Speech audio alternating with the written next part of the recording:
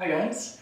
In the clinic, when we're dealing with patients, we try to give very specific exercises that are unique to the individual that really help them get out of pain quickly, but also help prepare them for the life they live.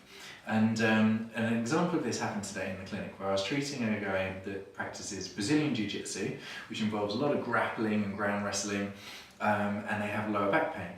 So if with this person I just printed off a sheet of low back pain exercises, it probably wouldn't have prepared him as well as we wanted for his Brazilian Jiu-Jitsu. But I've been learning, because he's been teaching me, that in Brazilian Jiu-Jitsu there's a really important rule where you want to keep your head higher than your hips when you're wrestling with someone. If your head becomes lower or level with your hips when you're grappling with someone, that's when you're in a weak point, but that's also what seems to be hurting his back. So we've developed an exercise using a band and a low fixing point where we're getting him squatting and shifting his body weight, going knees to floor, back up again, knees to floor, back up again. And what this is doing is the band is mimicking someone pulling on him. By shifting body weight from side to side, we're helping to load his hips and his core and shift weight side to side, get his spine turning. We're starting with him being really upright and close to the band, so there's not much tension on the band.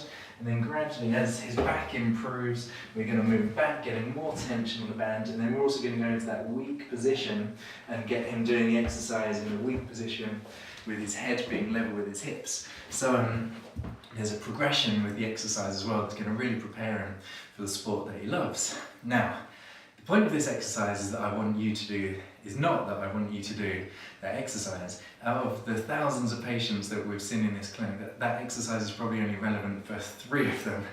The point of this video is that when you're doing any exercises, either physical exercise in the gym or stretches and things that a therapist has given you, the point is to get you better at living your life.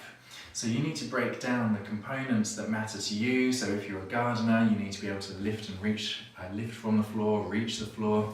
If you're doing any decorating, you need to be able to work overhead.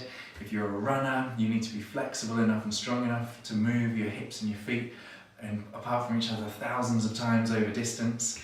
So whatever matters to you, you need to break down the movement mechanics of those activities and then stretch for them, strengthen for them, balance for them, and get treatment for them if you need it, but it should be unique to you. So printing off lists from the internet isn't always the answer.